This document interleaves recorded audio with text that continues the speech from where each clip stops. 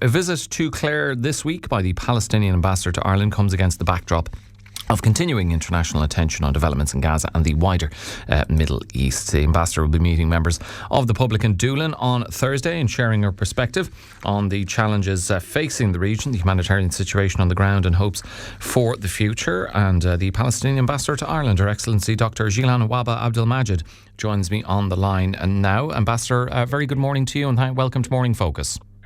Good morning. Good morning. You're returning to Clare and to Doolin this week for a public meeting. What will the main discussion point or talking points be, and why do you feel it's important to engage with communities around Ireland, including County Clare? First of all, good morning to you and to all the people who are around to listen today. I will be in Doolin Hotel on Thursday evening. It's time to be in Doolin. Every year I have to be in this place and in the western side of Ireland, going from one place to another to communicate with the people. It's very important, this engagement at this time, while the people in Gaza, in Palestine, under severe, suffering, with many of the international community just put all their efforts and to Iran war in the Gulf, and the people of Palestine continue to suffer. Now, adding to them, it's the people in Lebanon.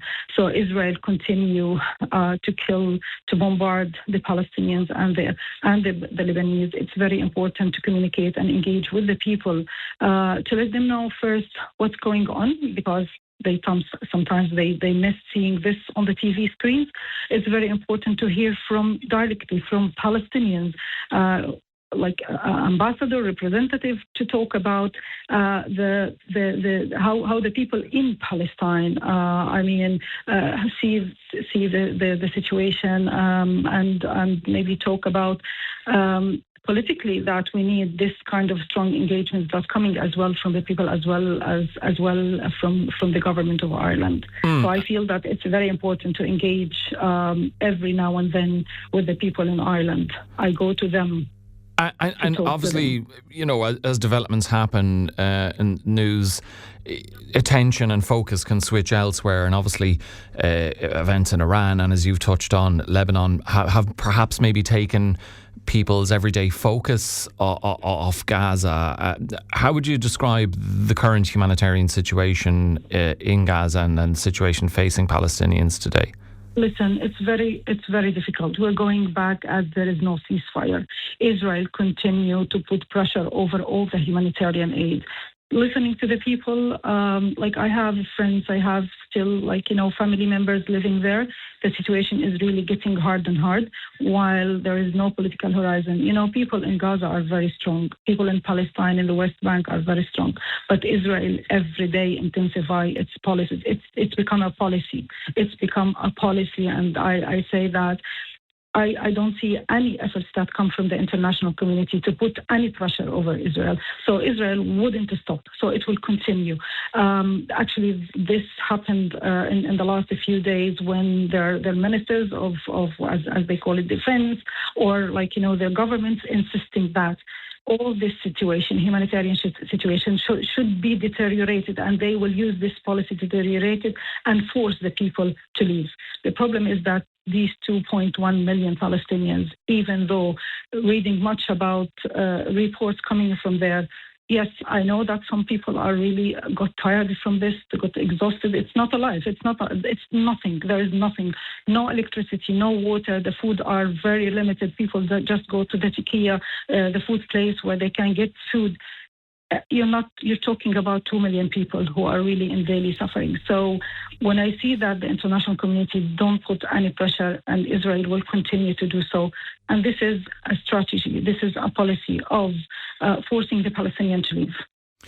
Ambassador, Ireland has been one of the most outspoken countries in Europe on the situation in Gaza and on Palestinian rights, and we know the government recognise the state of Palestine, and they would say they're doing as much as they can in that regard. Others would say there's a disconnect perhaps between what the public would like to see happen and what is happening at government level. Do you feel particularly in light of the vote a couple of weeks ago, the Dáil voting against legislation seeking to impose sanctions against Israel, that the Irish government has or is doing enough, or would you like to see more being done, more stronger measures? Let me first say that I will never, say that the Irish government are not, is not doing anything. They are really leading in so many areas in Europe and in the UN. And I know that the most recent, talk about the occupied territories bill, and it will be, that will be acted before the summer, holiday of the Dole. I would be very, delighted to see that this bill, after so many years, since Senator Francis Black put it back in 2018, it's almost 8 years. And I think as Palestinians called for sanction, because, as I said, Israel must be held accountable over all this violation of international law. It's not a matter of Ireland, support the Palestinian. It's international law there that is violated. The ICC, issued the ICJ ruling. The ICC issued arrest warrant for those people. There are sanctions put on the settlers. I see that the Irish government is really putting a huge effort, but there is as well sanctions that needed to be considered, not only on the EU level, but on the Irish level as well. And I know that there is a huge effort, but the people wanted to see even more. Israel must be held accountable, and nothing will stop Israel except the sanctions. Part of these sanctions is not only to put sanctions on these settlers or the government members, but as well to stop giving the money to this state that in every single actions taking or behavior or policies, they just violate the international law. It is a time to put sanction on Israel. And how effective do you think the Occupied Territories Bill actually would be? It is expected to come along in the coming weeks, but the critics argue it's been weakened because it excludes services and focuses primarily on goods. What message, how strong a message could this kind of legislation send internationally, or do you think the strength of the bill has been weakened because it excludes services and it won't have the effect you would have hoped it would? The Occupied Territories Bill mainly was on, goods, services, and natural resources, which is as well, I consider that it's very important. I mean, it's not me who has to discuss, what kind of sanction. Sanction, it means sanction. Goods, services, and natural resources. This is the main idea of such a bill. It's in according with international law. I mean, you cannot just put, today is this, tomorrow is this. This is something governments can discuss. But I know and I see that for me as a Palestinian, I would like, and I would be very proud, of Ireland and all the whole world, the international community, to take action and put sanction of Israel, because this is the only way that can be, can stop at least Israel. The European Union, the first day of the Russian attack against Ukraine, they took these sanctions. I know that this is have a severe impact over Russia, even if people, they don't talk about it, but as well, these sanctions, if it will be taken or considered against this occupation state, this will make a big difference over the international law. I'm not saying it's only for the Palestinian, it's for the international law. We need to continue respect this law that was really put after the World War II, and no more killing and no more suffering. This is the main issue of the Occupied Territories Bill. It's Ireland's obligation towards international law. And then you can talk about the Palestinian. This is something that would give the Palestinian the strength. I mean, we're under severe attacks from the Israelis. This Israeli occupation, colonization, almost destroyed the Palestinians. And if it will continue like this, the situation will be even I'm not saying getting worse, we will remain in Palestine and we will not leave. This is our land, but this is not acceptable for the international community to see the breach of international law and just be silent.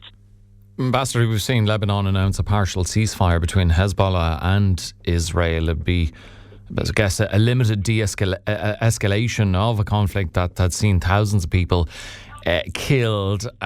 According to Lebanon's embassy in Washington, though, the agreement wouldn't end the conflict in the country. It's calling for Israel to refrain from strikes on Beirut and the suburbs controlled by Hezbollah, while Hezbollah would halt its attacks on Israel. How likely is it that Israel would refrain from strikes? We've seen, obviously, their recent capture of Beaufort Castle for the first time in 26 years, which I guess for people in Lebanon brings back memories of their occupation of the south.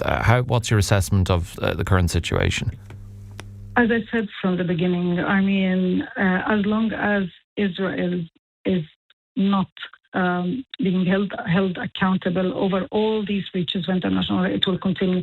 No one will stop it. So it will continue. I mean, today you talk about the ceasefire, have a ceasefire, they respect, not respect. I see the suffering of the Lebanese continue as the Palestinians, and they said it. This Gaza destructions will be repeated again and again. Now it's the southern Lebanon, and then Beirut, and I don't know which will be the next capital. So, I mean, there must be a stop here. There must be a halt. There must be a review of, are we going to respect the international law that we put and respected for so many years now?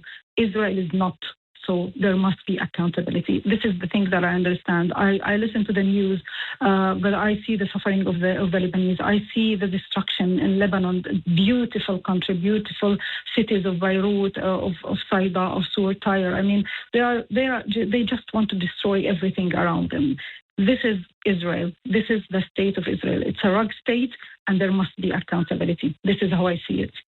Okay, we do have to leave it there, but we do appreciate you joining us this morning. The Palestinian Ambassador to Ireland, Dr. Jilan Wahba Abdalmajid, who will be at Hotel Doolin this Thursday to speak to people from 8:30. Ambassador, thank you for joining me on Morning Focus. Thank you very much. It's my pleasure. Thank you.